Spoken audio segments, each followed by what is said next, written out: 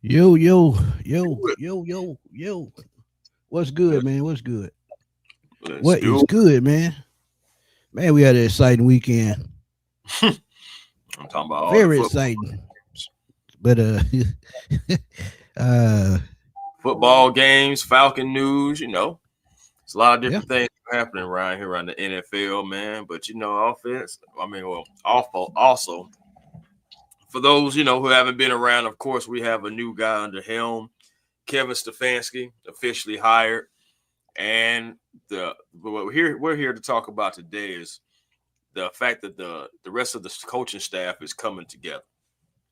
Yep. And you know what I'm saying? But before we get into that, y'all make sure y'all keep coming on in, man. We letting y'all come on in, man. We definitely gotta holler at the chat saying what up, what it do. But like Jared and the thing you said, if y'all haven't heard the news, Sean McDermott has been fired by the Buffalo Bills. Indeed. And it's really not a surprise. At all. Because he was on thin ice going into the season anyway. And sometimes, like we say on the show, Chris just told me, and we say it all the time. Sometimes you can hold on to somebody too long, and it'll cost you. Yeah, man. You really can. So and then the writing was on the wall too, man, because you think about it. If you can't get past like really this was like for them, considering the fact like it was like the weakest with competition. You ain't have to worry about Mahomes. You ain't have to worry about Burrow, etc. But I mean, you still had Lamar Jackson. Lamar Yeah. Jackson. But the thing that I think that was a misconception too, because at the end of the day, people are not talking about how the fact like the Broncos had been building, the fact that the Patriots used their cap space and built very quickly and got their Right. coach and everything. So it's a lot of different variables that goes into it. But to go and get bounced out like the first round, it didn't look good. It didn't look good for him. So I'm not surprised at all that the Bills did that. And now that's another vacancy. Yeah. So many coaching vacancies this year, man. What about 10 And total? I might have to go back on my word, bro. Ryan Morris may get another job. There's Hey, so many openings. I mean, look, openings. It's a lot if of he a defensive minded guy, what if one of these team want a defensive minded guy to head the ship? I mean, look, it happens. yeah. Uh, Yeah. well, let's say what's up to the chat. Red Sox 2677. What's up, my guy? He said, "What's going on? Hope everything well with you and family. As far as the head coach hire, I want to see how our first 6 games go before I give my opinion on Mm, if this was a bad hire or not. And that's yeah. the type of attitude we all need to take, man. Let's keep it real. We Mm, don't know what's going to happen until it just happens in our face and see what's going on. And let's be real too. We in the win now mode, true enough. But you got to give these guys time to jail. One right. mistake I just hope he don't make is what we've been talking about the last 3, 4, 5 years. Let the guys play in preseason. See what you got. Let them jail. Let them do what they need to do. Right. Because one thing about it, man, if you go in that first game flat, like I tell y'all all the time, that's it tone for the season. You can. But I agree with Red Sox, man. Just let's just see what happens, and then we'll judge later down the road. But go ahead. Yeah, I absolutely agree. And that's the kind of really that's the mentality we should have. Like, because I've been seeing what's been going on, like the outrage behind this, what I'm saying, it's just been absolutely like bizarre. It's been very bizarre. I feel like I haven't, Right, like I was telling Smitty, I haven't seen an outrage over anything around the Atlanta Falcons really since the Michael Vick situation with the dogs. So right. it's like that's crazy, what I'm saying. I'm like, I did not know that Kevin Stefanski had this much hate towards him, and I know some of it comes from the Shador situation. But regardless, I ain't trying to sound crazy or anything, but that situation has nothing to do with the Atlanta Falcons. I understand. Absolutely. I understand that Dion used to play for the Falcons. I understand the relationship that we have and everything like that, and then that's his son and stuff. But us as fans within who love this team, that has nothing to do with us. We need to care about whether this man can come here and end our playoff drought the way he ended that 18-year playoff drought for the Browns. Like, is his best days still ahead of him? Is he can like Smitty? I'll give a He's comparison. still young, bro. He just 43. He's still Is he young. is he our Mike Vrabel? Because He could Vrabel be. because He could Vrabel was be. with Tennessee. I feel like we're a bit better of an organization in Tennessee, bro. And with that also being said, I feel like we're hoping that he can turn things around like Vrabel has turned things around in New England, a team that we really had the talent to beat this year. So Yeah. I'm just saying, just like we just kind of got to take it with a grain of salt. That was an excellent comment, Red Sox, because we do have to see what we're going to look like. But again, it's just got to work. That's all. Yep. But can't put it no better than that. Randy Payne asked, "Do you think the Bills head coach would have been a better fit for the Falcons?" Absolutely not. I've always said he was a bit overrated. Now he's a damn good coordinator, but when you talk about how he's had late game collapses over the last 2 years, pretty much a lot of coaches deal with that. But I think Josh Allen carried him the last 2 years he was there, and to his point, they never had a number one receiver. So them not having a number one receiver for a star quarterback is a problem in itself. Let's see. That's tough. Jew, what's up, man? Yeah, these final 2 games gonna be lit. They gonna be lit. Steve, good morning, my guy. He said, I'm giving all this a chance. Love the master class from yesterday. Hey, we got a better master class coming tomorrow. Our boy Todd McClure gonna stop in and talk to his man tomorrow night at 8:00 to go a little bit more in depth into what's going on. I mean, we're not gonna ask no obvious question, but we just gonna beat around the bush a little bit, to get his ideas of what's going on, man. Because I know that he's played in the NFL. He knows Matt Ryan. He knows how his organization works in and out. So we're gonna pick his brain just a little bit to see, his thoughts on what happened so far. And one thing about it, that I agree with A1. When you talk about him possibly being the Mike Vrabel, and also what he means by that is you got to look at the people that he about to bring in too. I love Dwayne Ledford, love him to death. Think he's one of the best offensive line coaches in the league. Same. But with Stefanski, his type of coaching and what he coaches the most, it just wouldn't work. And what I mean by that, he's a run heavy type offensive line coach. That's why we got these bigger, guys on the offensive line. But with Stefanski coming in, it's going to be a little bit more balanced. So you're going to have to get a little bit lighter at certain positions. Also, you're going to have to get younger. And that means Jake Matthews. That could mean Caleb McGarry.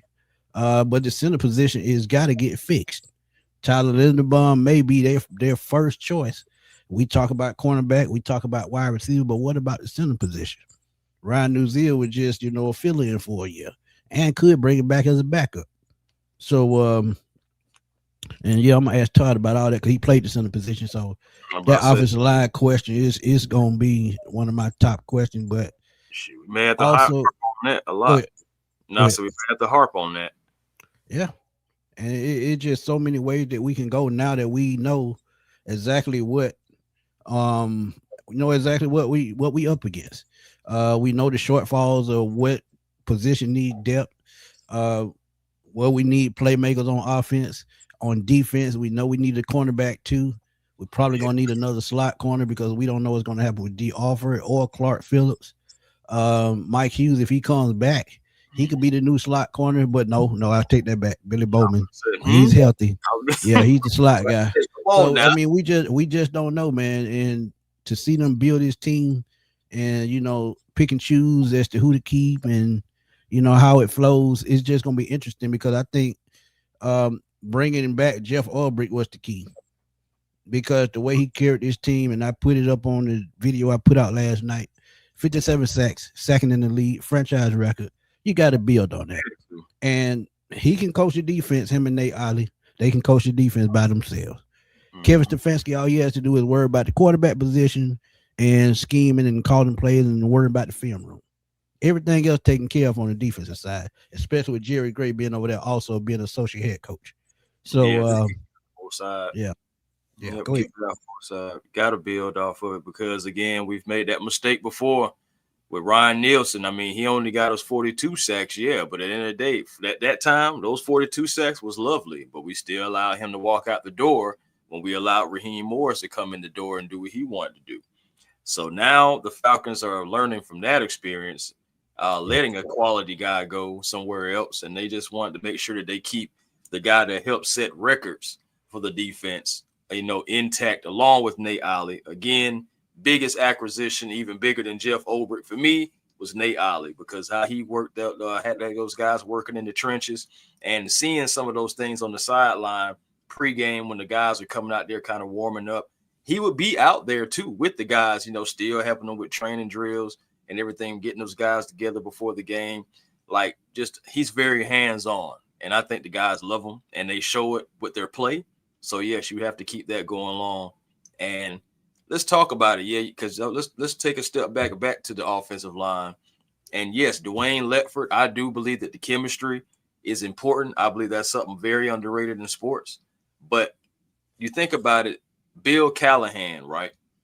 A very experienced offensive line coach, 14 different offensive linemen he's coached have made 35 collective Pro Bowls.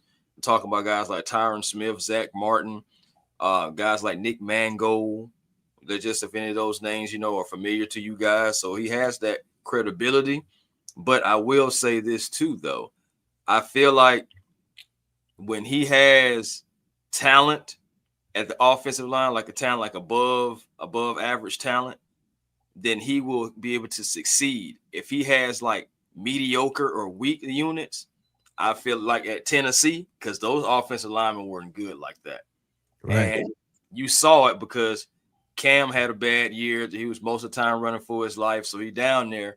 So that is something that you have to take advantage of. I do think that we have a better offensive line and better talent than the Tennessee Titans. So to feed back into that, having success with elite or above average offensive linemen, I feel like we're catering back into the strength of a Bill Callahan also coming back in here. And hopefully we can go ahead and have a few Pro Bowlers, even though we have Pro Bowlers, but maybe we can have a few more along that offensive line of guys who can make the Pro Bowl. So I am excited to see what Callahan can come in here and do and possibly bring, because again, strengths of definitely we know he's his technique and his fundamentals as far as angles, what leverage, combo blocks, the zone timing, all that stuff. We know that those are his strengths and everything. So I'm interested to see what he's going to be able to bring to this offensive line. That is not a bad offensive line. It's definitely better than Tennessee's. Agreed. And when you look at also Bill Callahan, he's coached some of the best offensive line we've ever seen. You talk about the Hogs in Washington. He was one of the first. He was with that team for a long time. He learned under Joe Gibbs, and we all know Joe Gibbs was the king of offensive linemen, teaching those guys in Washington. So when you look at it, shout out to my boy Tone, man. Y'all go check out Tone on YouTube, man. YouTube, TikTok, Mr. Field General. He be killing that Madden, man. He be having folks over there crying on that Madden. Oh, what's up, Tone? But yeah, man, when you talk about what Bill Callahan bring, that veteran leadership, it's just changed, man. It's just, and I talked about it being uncomfortable. I think they made the fans uncomfortable, and that's something new, and that's something that you like to see. So if this does work, and I think it will, make everybody feel bad, and I have no problem with that. Sometimes you have to prove a point, for people to trust you. And a lot of people are mad about the Matt Ryan hiring. A lot of people are mad about Kevin Stefanski.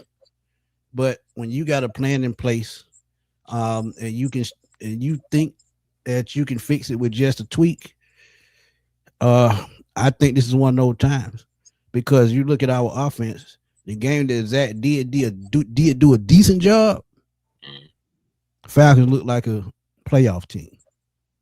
Any other time, they look like a 2-14 team because inconsistency. And we talk about the Cleveland situation all the time, but y'all got to think, he did put Baker Mayfield in a position to win, and he set the rookie record for touchdown passes rookie year.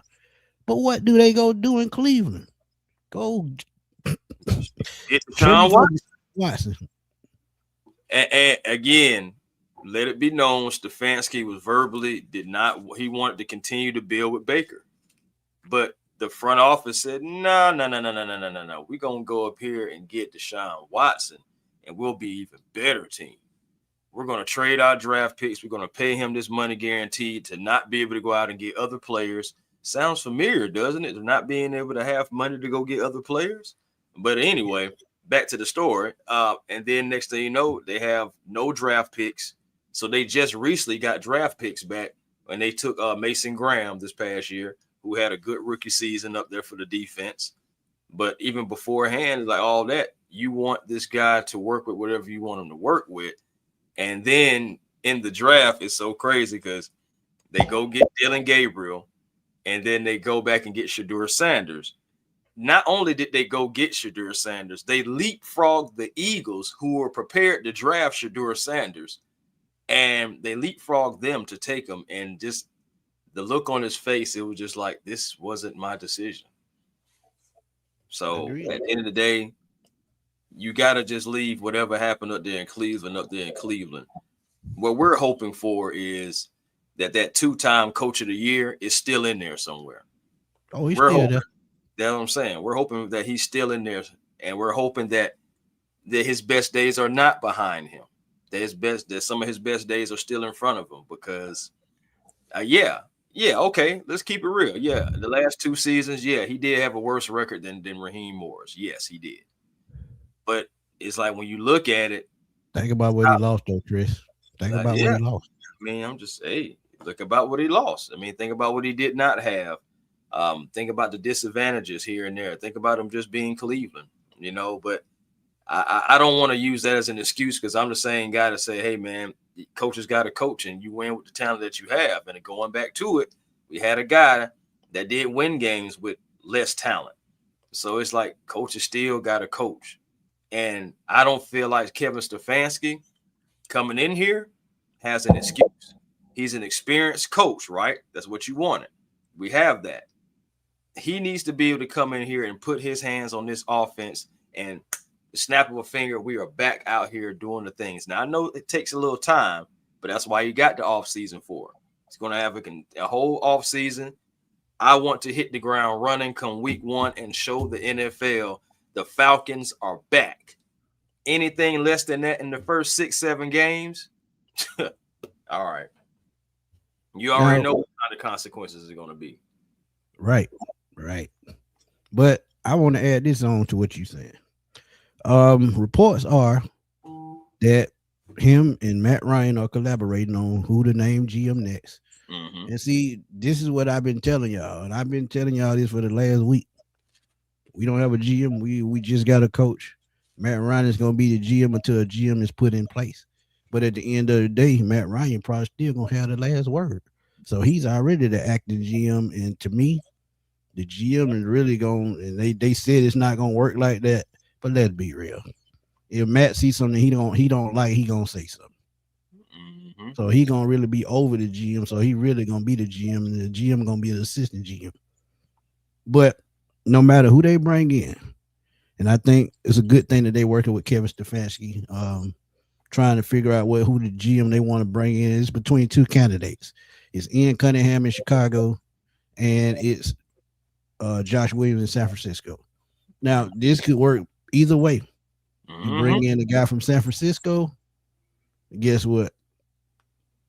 You can get Mac Jones, he's probably going to follow. Because, I mean, he's with the organization. He can work out a trade for Mac Jones. And even if they want a third or fourth round pick, and you don't have to give it to them this year. You can give it to them next year. Right. So it's always ways to work out things. And with Ian Williams being friends with, working up under Matt Ryan's good friend, Ryan Poles in Chicago, the connection has been there since the offseason started, because Ryan Poles was giving Matt Ryan a masterclass on how to become a GM and how to work in the front office. So he knows Ian Cunningham personally. So they have a personal relationship. So this is why I like Ian Cunningham to be the GM, because with relationships and growing relationships and new relationships, probably with Kevin Stefanski also, Um, I think that's probably a smart move to make. If you have if you clicking with one guy and you bringing another guy to the equation, and y'all come up with a formula on how to win and how to do things the right way, and I mean that's a recipe for winning. So I mean we do have to wait and see, but the way that I see that they're doing now and what they're doing and how they're doing it, I kind of like it because they just doing things that they haven't done before. The old Falcon way is what we hire who we want to hire. We put in place who we want to put in place, and it's gonna go our way. No, y'all asked for no Rich McKay. Y'all got no Rich McKay. Mm-hmm. So now, just let it all play out. Yeah, and also too, it's like I don't agree with Mark Zeno much at all, but he had a statement that he said about, well, when the Falcons hired Matt Ryan, there was really more joy than hate. Like, I think, honestly, from what I was seeing, about 80% of the fan base was with it.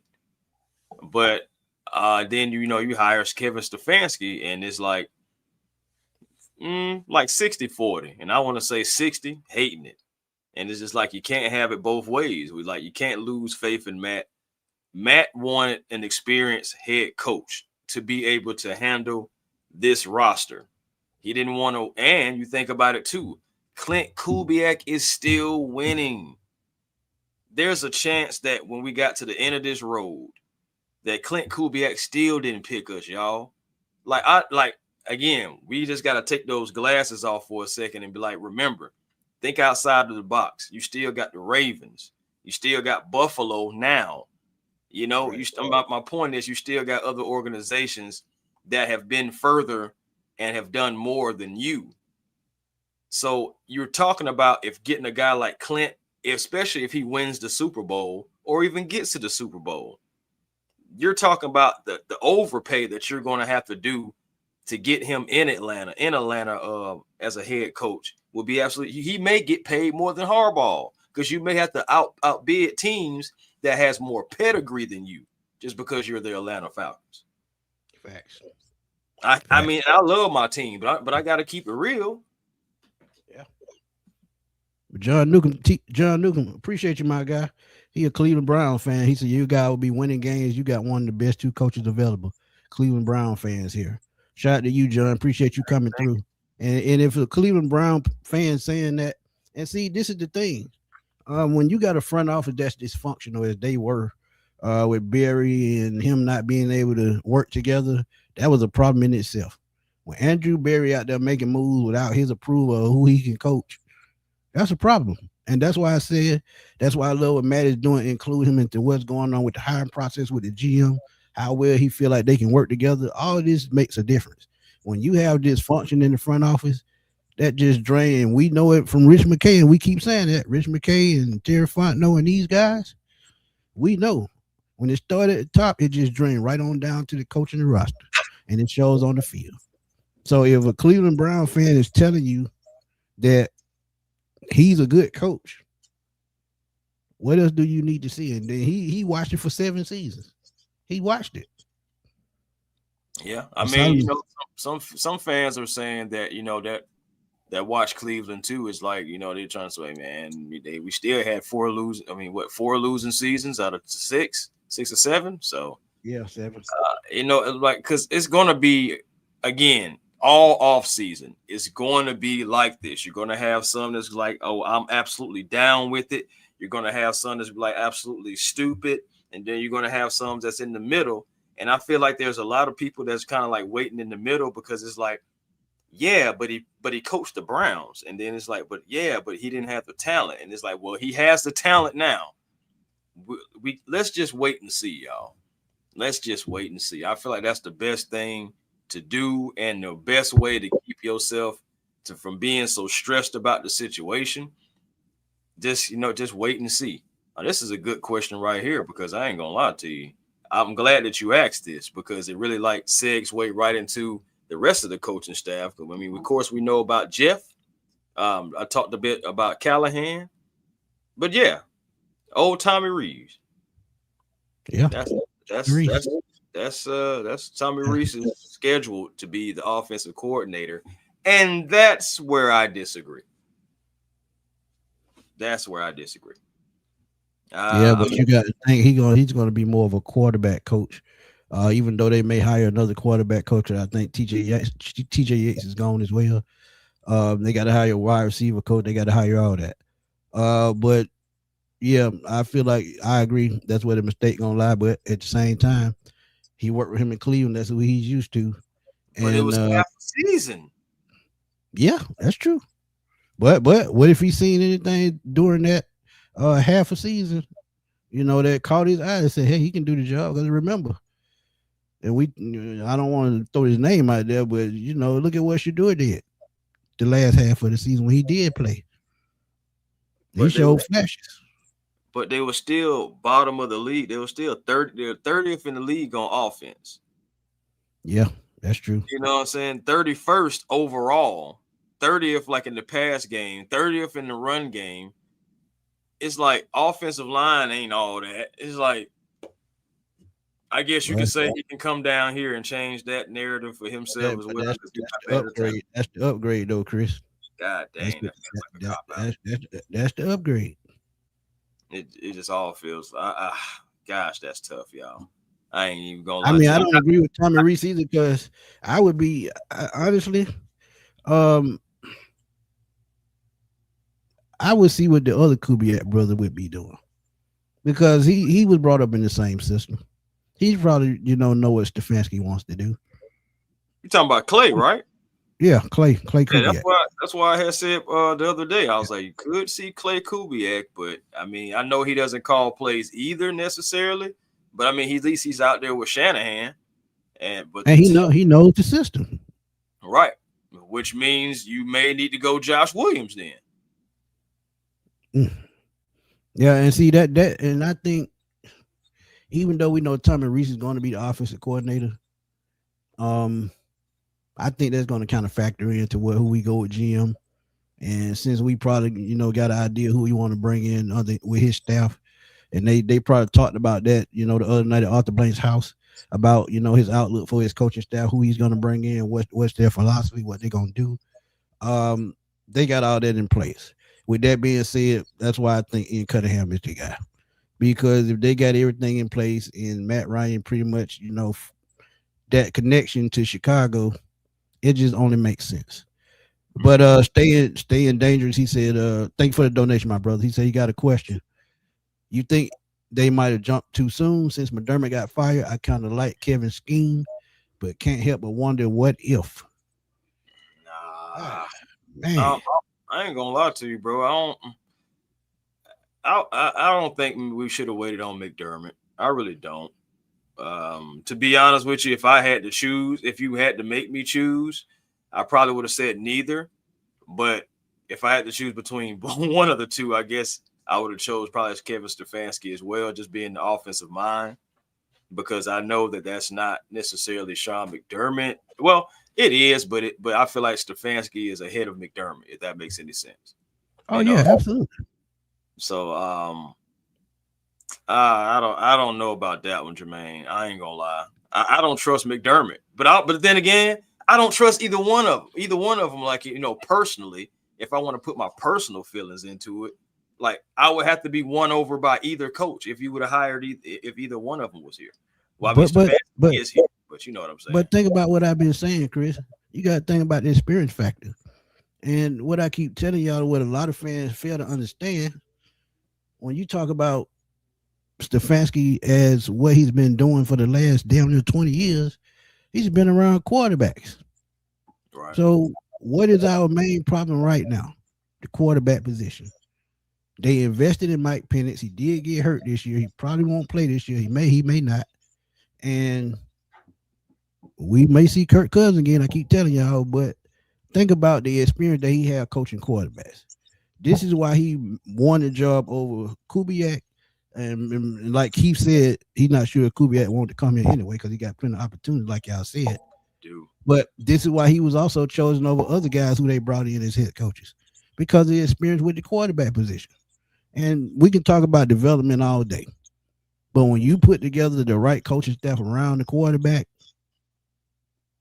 he would develop properly on his own. If he's doing right in the film room, you're doing right on the practice field, You working through things on game day. You got the right mindset. You are developed.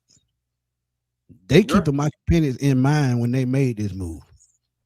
That's what I keep telling y'all. When they made this move, Mike Penix was in mind because you think about it, and you brought it to my attention. You threw it out there, and it made sense. And now that I've been reading, they could release Kirk Cousins, but also bring him back at the same time. They Because could. guess what? He's a veteran. He's worked with Stefanski in Minnesota. And guess what? After that, if they sign him to a new 2-year deal, hell, if he playing good enough, we may not even see Michael Penix for the Falcons again. Because by the time he comes back, it'll be his 4th year. But if Kirk doing his thing and decides to come back after a playoff run, he gonna keep the job. Right. Right. And And they not giving him a 5th-year option. So look, this is a quarterback driven decision. I'm gonna just keep it at that. It's a quarterback driven decision. But go ahead. no, it definitely could be. I just want to clear just the whole thing with McDermott because remember also McDermott is a defensive minded coach too. We've been talking about we wanted an offensive minded coach, somebody that can come in. If you bring in McDermott, do you think Ulbrich is here? I don't. Nope. And also think about this too. Like McDermott comes in, he does have a way better record than the last two guys. Than the last two guys and your current guy, as far as you're talking about head coaching record, because he is 98-50, but his postseason record, he's 8-8. And that right there, for me, getting to the postseason is cool. But the fact that never being able to get over the hump, that right there, it was his only knock. But again, we wanted offensive-minded coach. That's not Sean McDermott as well. So it would have been a whole lot of turnover. You wait and you bring him in. Nate Ollie's probably gone. Jeff Ulbricht's probably gone. He brings in his guys, and that would have been the end of that. Yep. Just something to consider. Absolutely. Dirty Bird for Life. I read that Harbaugh didn't want to answer to Matt Ryan. A lot of coaches may not like our new organizational structure. I still don't like Stefanski. How you will see. And see, that's another thing, man. It is all about structure with some coaches. A lot of and John Harbaugh wasn't the only one. He wasn't the only one that wanted to bring in his own GM. But at the same time, what I told y'all earlier, Matt Ryan and Kevin Stefanski working to bring in the GM. So it would have been the same thing. I just think it had more to do with personnel and not really having a clear vision at the quarterback position is the reason why John Harbaugh didn't take the Falcons job. Because I'm sure he was offered it. And we had a quarterback in place, a consistent quarterback, I think he would have took the job without a doubt. Because he has everything in place. One of the best players in the league, solid offense, solid defense. And he's a special teams guy, so he wouldn't have had to worry about that. Absolutely,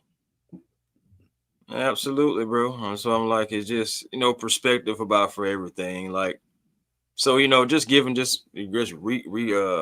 going back through everything, of course, Jeff Ulbrich, I think we're all in agreement. We want to keep Ulbrich. We want to keep Ollie. Build off that defense, have something to build off of. Keep that chemistry, the cohesion, keep all that stuff together, camaraderie, whatever word you want to use. So just keep that there.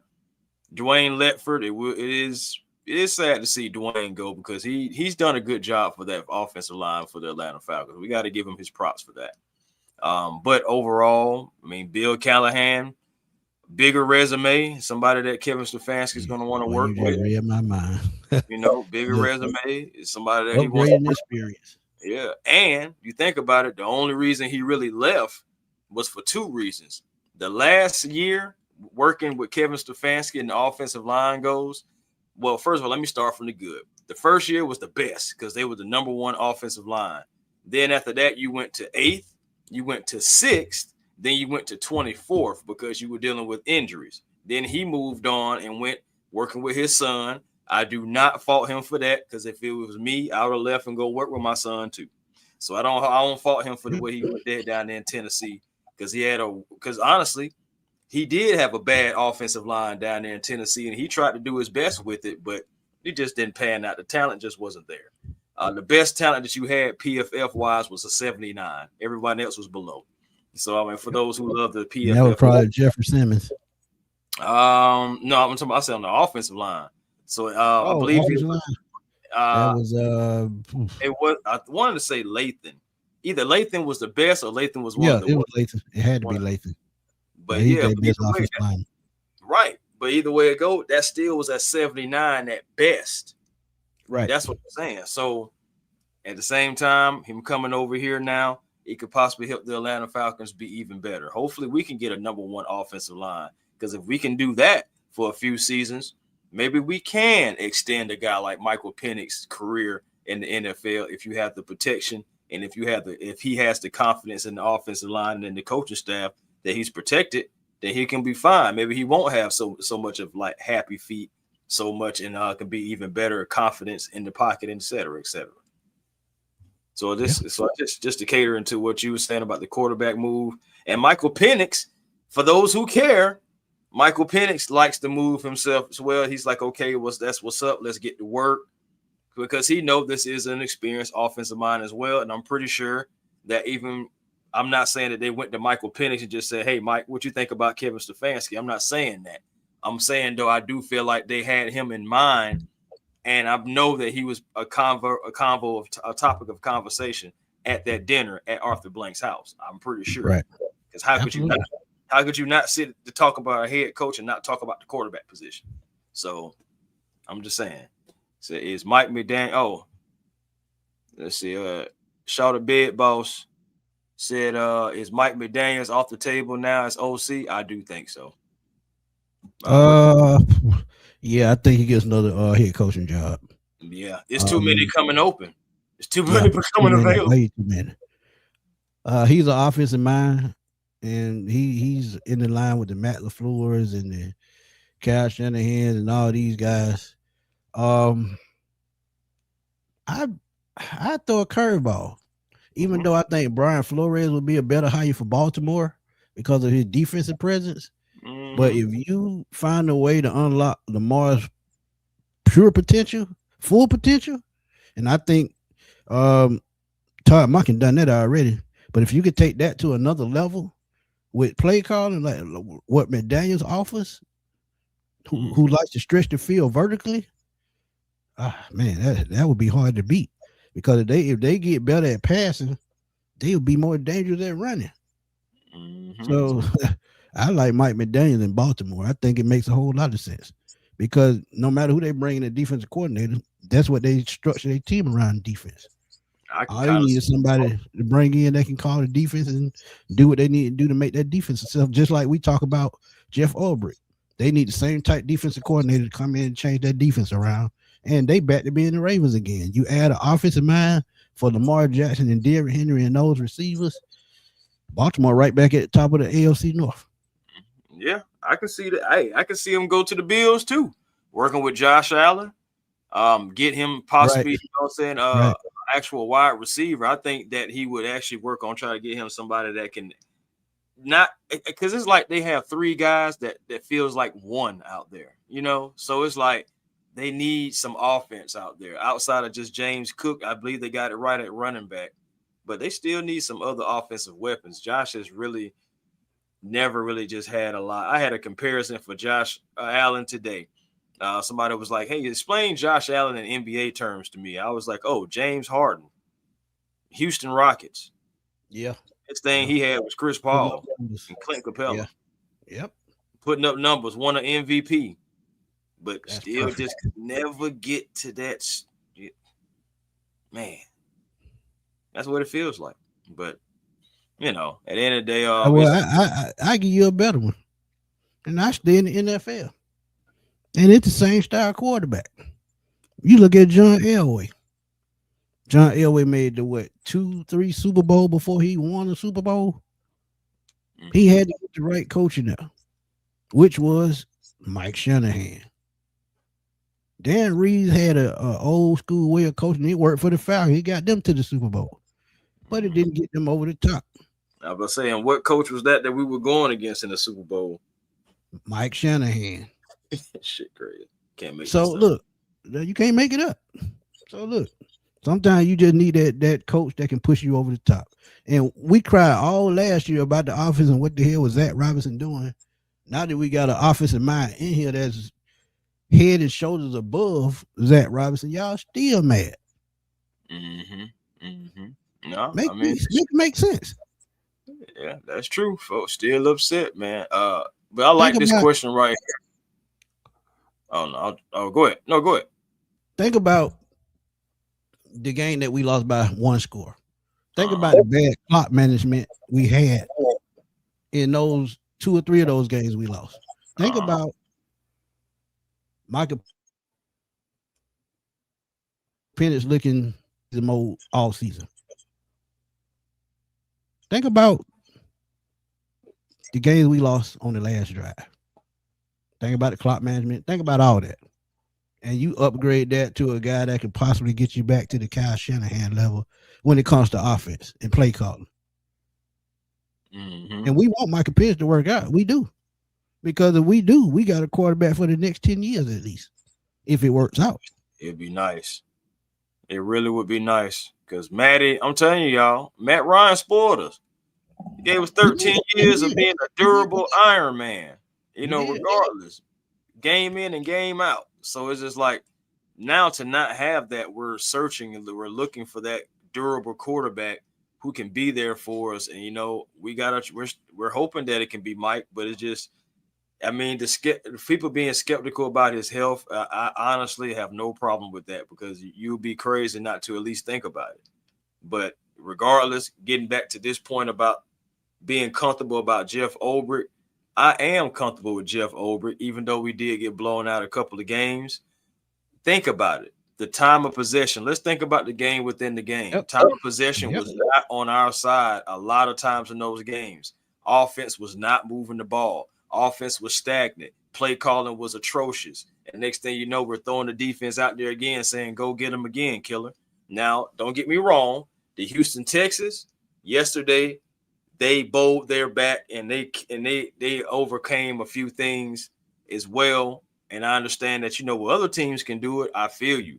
But I'm just talking about the Atlanta Falcons, a team who is still learning how to win because we haven't won in 8 seasons. So the team that's still trying to learn how to win, you have to win a lot of games within the game. And when you have mismanagement, when you have bad play calling, when you have mismanagement of the time clock, of the timeouts, of the et cetera, I'm just saying you have so many disadvantages. You have the special teams that give up terrible field position.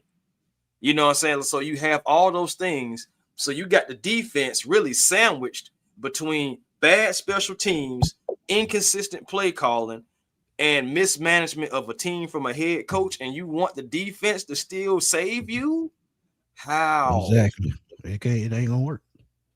You see, that's what me and Chris Berto, all of this is what we've been telling y'all the whole time. When you on offense, you can't move the football. Guess what? Field position matters. Because how many times have they went for it on 4th down and gave the team a short field? How many times have they had the game in their hands and made a bad call throwing the ball on a 3rd and 2 when they need 2 yards in the seal of the football game? Mm-hmm. That lets you know that Zach Robinson, he wasn't fit for the job. Even though he getting calls to go be offensive coordinator somewhere else, he needs to go to the college level and figure things out before he take another NFL job. That's my opinion. Hey. But the defense can only go so far. They can only go so far. Grandizer, what's up, my guy? He said, Brown content creator, I follow Uncle to the max. I know who he is. He said Stefanski was the fall guy. It was bad GM and ownership who were at fault. Also, the Browns got hit with the injury bug bad. But you got to coach around injuries. We talk about that all the time. That's what coaches get paid to do. This is why you have 53 men on the roster. But I told y'all, Cleveland front office is garbage. Yeah. And they kept Andrew Berry. And that's the crazy part. And the owner, Lord, I don't know what's going on with him and his real estate ventures. But for them not to have more stuff in place with a player like Myles Garrett, that one of the best, probably the best defensive player in the league. Mm-hmm. And you mean to tell me you look that bad on offense because you made a $230 million investment that backfired? You Right. got rid of your best running back over the last 5 years, and Nick Chubb. I know he had injuries, and I know he getting up the hill, but still, you don't Right. have a number one receiver. Your best receiver is your tight end. You damn sure didn't throw him the ball this year, David Njoku. But Harry Fannin stepped up. Right. But you had And 3-4 quarterbacks on the field. So look, I'm telling you, I can believe he this getting though. he getting bad rap, man, because of the Browns organization, and I get it. They're a bad I get it. organization though. They always have been. I ain't even trying to be fun. I know, don't get me wrong, because I know somebody's gonna go dig it up, but I already know. Yes, the Browns have a winning record against the Falcons, but I'm just saying at the end of the day, overall, the totality of it all, I ain't talking about one-on-ones here. I'm just talking about overall. The Browns are a bad organization. They made a bad trade, gave a guaranteed money 230, something that Falcons weren't going to do, by the way. But they gave all that money to Deshaun, ruined what Kevin Stefanski was trying to build with Baker Mayfield up there. I just can't overlook that fact, that the fact that he never wanted this guy. And I'm just saying, like, how can anybody be mad for not wanting a guy? If he didn't want the guy, he didn't want the guy, but don't force the guy to work with the guy he doesn't want. So regardless, I still do have to take that with a grain of salt, just like everyone says about with the record and everybody says about with Shador. Like I said earlier, that's what's happening up there with Cleveland. I'm worried about him coming down here ending our 8-year playoff drought the same way he ended the 18-year playoff drought for the Cleveland Browns. I'm hoping that he can come down here and he can be what Mike Vrabel is to the Patriots right now, because he was with a bad organization with the Tennessee Titans. So I feel like we're a bit better than that. I feel like we're a bit better than the Browns. So let's just wait and see, y'all, and just see if this offensive-minded, experienced guy that even if whether he was our first or second option or not, just see if he can come in here and right the ship and we can go forward and move forward, y'all. That's all I'm asking. I'm not saying like the guy, love the guy, or anything. I'm just saying let's just see what the guy can do. Yep. Ho, what's up, my guy? He said we had to mention that Kevin had 13 different quarterbacks in 6 years. That's a sign right there. Tell me, how can we help our quarterback situation? We had 13. He didn't develop. Very alarming. And see, that's the thing. You got to think how many offensive coordinators he had too. You got to think about who the front office put on the field for him. This is what y'all are not understanding. If and Chris said it, if, for instance, if I'm a head coach, I got a plan in place, and I'm looking at a particular quarterback that I want to bring in because I think it fits my system to a T. But you bring in the quarterback that you want, being the owner and the GM, and expect me to coach it when it is not catered to what I like to do. Yeah. So this is why they had the whole quarterback shuffle with the 13 quarterbacks. They tried to make a square peg fit in a round hole. And it's not going to work. And this is why I keep saying, expect Kirk Cousins to come back possibly, because he's coached Kirk Cousins in Minnesota for years, a couple of years. And Kirk was thriving when he was the offensive coordinator. So they have history. So he fits what Stefanski likes. It's a high possibility, like Chris said, if they cut him, he could test the market, come back, be our quarterback still. I might not like it, but if he knows the system and he down with it, ain't nothing I can say. Nothing. And again, I respect everyone's opinion. Ho, I ain't gonna lie to you. Yeah, it can be very alarming when you look on the surface of it. I mean, you want to look at the talent of some of those kids too. I mean, were they really ready? Were they really the guys to pan out? And then going back to it, just the Browns are just bad. They're just a bad organization. You remember we took a guy or a couple of guys from them in Taylor Gabriel and Alex Mack and went to the Super Bowl because they didn't know how to manage the guys. Yep. You know what I'm saying? I'm just saying we took their trash and made it treasures because we knew what to do with it. We had the guys that could do it. Remember the Kyle Shanahan's, and remember what he had. Remember we started calling Table Gale with Top Turbo. Yep. You know what I'm He saying? kept Because that of what name. That was actually the Instagram name for a little while. that's what I'm saying, He bro. kept that Again, name. Alex Mack. Sure, you know what I'm saying? Well, I'm about to say all-star, Pro Bowl type center, someone who elevated your offense, and we go to the freaking Super Bowl. So again, the Browns are known for mismanaging talent, mismanaging the front office, just being a mismanagement. You know, I'm just giving some grace to Kevin Stefanski because he was working with trash up there. There, I said it. I said it. Yeah. It don't get no simpler than that. But Solomon said the Browns had a coaching carousel of assistants throughout his tenure. You cannot develop quarterbacks as well other players that type of inconsistency. That's all I was saying. That's all I was saying. Right. And we're not asking you guys to still like the hire or anything like that. We're just saying give it a chance. We gave Raheem a chance, y'all. We gave Arthur Smith a chance. I'm just saying we at least got He to, he only had 1 and 2 years with Baker. That's because they wanted Deshaun Watson. Shipped off Baker. They shipped him off. He didn't want to do that because he knew seeing what he was building with Baker. Now Baker. Hey nephew, hold on, Chris. Nephew, I love you, but you're not finna do this here. Not today. I don't let you slide. You're not finna disrespect the chat. I love you. I appreciate your support, but you're not finna do it. So chill out. Let's please keep it respectful, man. But and I get it, you know, like we all have our frustrated. I get you frustrated, but chill out. Yeah, let's just try to keep it all respectful because we all still rep the Falcons at the end of the day. That's what we got. And you causing me a disservice because whatever you putting up there, you two looking at me about it now. If I block you, you're gonna think I'm wrong, but you're gonna get my channel strike if you keep putting that garbage up on the screen. Trust me. They watching me. They watching.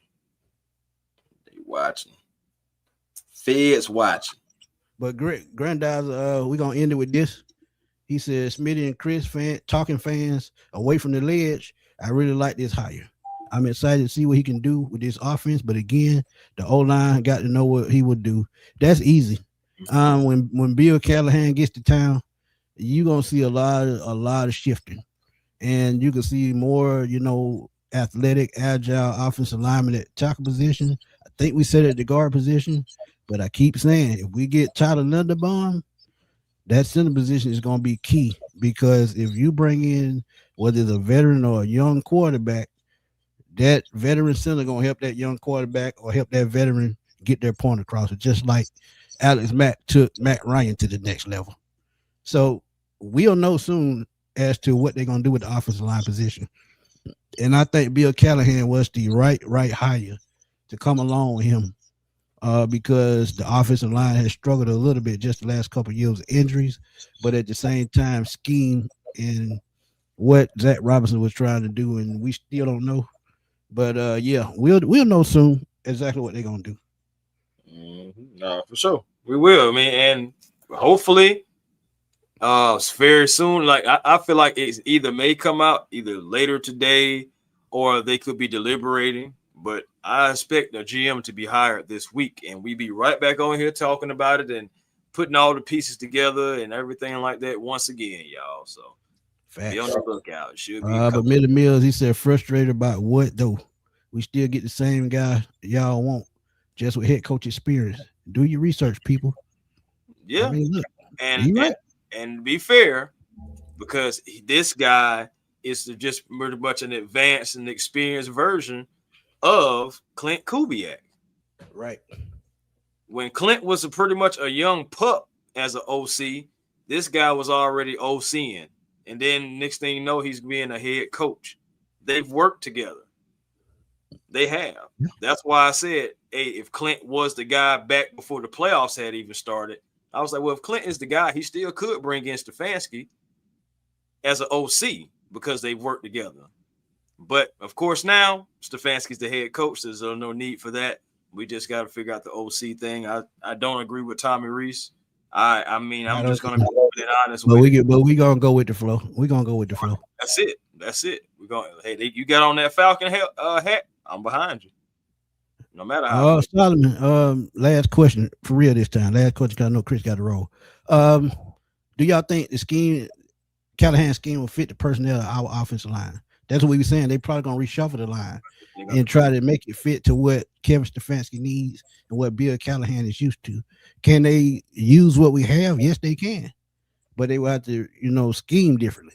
So I think they're gonna make the move that they need in order for the scheme to work the way Stefanski wants. But we'll see how they shuffle things. But we know Jake Matthews is long in the tooth. Caleb McGarry, he's getting up there in age, so we can see new tackles very soon. Who knows? I'm just guessing that's not rumors, but we'll see how it play out, Solomon. But I do feel like they're gonna make the right move to get everything situated the way they need. But you know what to do, Chris, man. Tell everybody where to find you. Hey, man. A1 Forever Sports, that's the platform on YouTube. And I also will say this too. I'm not sure. I'm gonna have to look into his contract situation and whatnot. But matter of fact, real quick. Contract? Okay. Never mind. He may be a free agent. Tevin Jenkins. That could be a name. Former Bears offensive lineman. Yeah. Yeah. Played with the Cleveland Browns this past year as well. That's another guy that could be he plays guard, but he could be swinging around because he played a little bit of center too. So that's another name to keep an eye on outside of. I just wanted to give a name outside of Lindenbaum, even though is the ideal guy. But I just wanted to give a guy who has played guard and center, and that was. I'm gonna throw him more than Lindenbaum for sure. Mm-hmm. But yeah, thank you, Larry. Dixon Way, man. Y'all make sure y'all check him out, man. He does his thing. Him and his wife Shonda, man. Man, where y'all at, Dixon Way? About 30K now? About 30K subs now? Hey, man, they getting it, boy. I love it. Man, they doing their thing. But either way it goes, still like for me, like I said, A1 Forever Sports platform on YouTube. Also catch me on the Hawks Digest as well. Hawks got a game coming on. Oh yeah, the police coming. They finna lock you up, Chris. You hear that? You hear the sirens? They finna come get you. No, man, it ain't me. I ain't did nothing wrong. Last time they say you told Matt Ryan how you catch the Falcons, so they coming for you. Nah. Go ahead, my bad. Matt Ryan do no such thing. Matt Ryan wouldn't listen to me anyway right now. Trust me. I'd have been having him probably waiting on the guy that maybe not even chose us. You never know. But at the same time, though, yeah, again, Instagram, A1 Forever, Twitter, A1 Forever, and the real A1 Forever on TikTok. Y'all, hey, now this is, I really want y'all to do this, though. Find y'all peace today. Positive energy always creates elevation. Let's try to elevate Kevin Stefanski because he is the head coach of the Atlanta Falcons. Let's try to shake off whatever reports and everything is out, and let's just hope moving forward that the first 6 games of the Atlanta Falcons 2026-27 season will be at either 6-0, 5-1, or at least 4-2. Yep. That's what I'm talking about. But Granddad, appreciate you for coming through, my guy. He said, thank y'all for talking to us, taking questions, and giving us the news. Stay healthy, happy, and safe, and blessed. Appreciate you, Granddad. So you got to keep that positive attitude, man. Also, catch me on Twitter at fatboyslim_21. I'm always over there blowing things up. Also, catch me on YouTube as I give y'all breaking news, my thoughts on, the latest topics. I do other sports as well. Also, don't forget tomorrow night, 8 o'clock. Our buddy Todd McClure, Atlanta Falcons legend, Ring of Honor inductee, is going to stop in and talk to us tomorrow night. Give us some thoughts on what's been going on with the Falcons the last 5 days, and give his thoughts on the coaching hire. We're going to talk about the offensive line because that's going to be key going into the offseason. But y'all got to tune in to catch that because trust me, we're going to have a good time, man, like we always do on this channel. But yeah, he coming through Millie Mills. He'll be here tomorrow, man. So y'all tune in tomorrow at 8 o'clock. And we done gave y'all an hour. And like I said, my boy Chris got to run. But we're going to holler at y'all later, man. Peace. In a minute.